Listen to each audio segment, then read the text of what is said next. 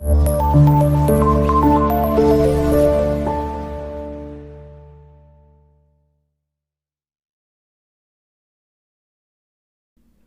Congress committee புதிய தலைவராக செல்வ பெருந்தகையை நியமனம் செஞ்சிருக்காங்க. தமிழக காங்கிரஸ் கமிட்டி தலைவராக செல்வ பெருந்தகை நியமிக்கப்பட்டுள்ளதா காங்கிரஸ் பொதுச் செயலாளர் வேணுகோபால் அறிவித்திருக்கிறார்.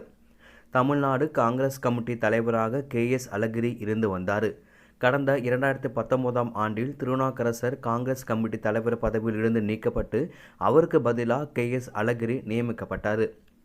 பொதுவாக காங்கிரஸ் கட்சியை பொறுத்தவரை 3 ஆண்டுகளுக்கு ஒருமுறை புதிய காங்கிரஸ் கமிட்டி தலைவர் நியமிக்கப்படுவார். அதன்படி பார்த்தால் கடந்த 2022ஆம் ஆண்டிலேயே புதிய காங்கிரஸ் தலைவர் நியமிக்கப்பட்டிருக்க வேண்டும். இருப்பினும் KS அழகிரியை காங்கிரஸ் கமிட்டி தலைவர் பதவியில் தொடர்ந்தார். 5 ஆண்டுகளாக அவரே காங்கிரஸ் கமிட்டி தலைவராக பதவியில் இருந்து வந்தார். 2019 லோக்சபா தேர்தல், 2021 சட்டசபை தேர்தல் மற்றும் உள்ளாட்சி தேர்தல் என பல தேர்தல்களை காங்கிரஸ் எதிர்கொண்டிருக்கிறது. இதற்கிடையே காங்கிரஸ் கமிட்டி தலைவர் பதவியில் இருந்து KS அழகிரி நீக்கப்பட்டு விரைவில் புதிய தலைவர் நியமிக்கப்படுவார் என்று கடந்த பல மாதங்களாகவே தகவல் வந்தது. இது குறித்து டெல்லி காங்கிரஸ் மூத்த தலைவர்கள் தீவிர ஆலோசனையில் ஈடுபட்டு வருவதாகவும் சிலரது பெயர்கள் பரிசீலனையில் உள்ளதாகவும் கூறப்பட்டது. குறிப்பாக செல்வ பெருந்தகை மற்றும் சசிகாந்த் செந்தில் ஆகியோரின் பெயர்கள் இதில் அதிகம் இடம் பிடித்தது. இதற்கிடையே இது குறித்த அறிவிப்பு ஒரு வழியாக வந்துவிட்டது.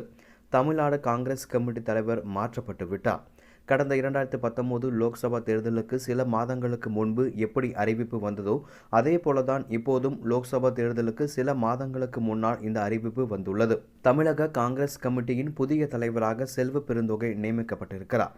இது குறித்த தகவலை காங்கிரஸ் பொதுச் செயலாளர் வேணுகோபால் அறிவித்திருக்கிறார். செல்வ பெருந்தகை காங்கிரஸ் சட்டமன்ற குழு தலைவராக இருந்து வந்த நிலையில் இப்போது அவர் காங்கிரஸ் கமிட்டி தலைவராக நியமிக்கப்பட்டிருக்கிறார். காங்கிரஸ் கட்சிக்கு புதிய சட்டமன்ற குழு தலைவரும் நியமனம் செய்யப்பட்டிருக்காரு.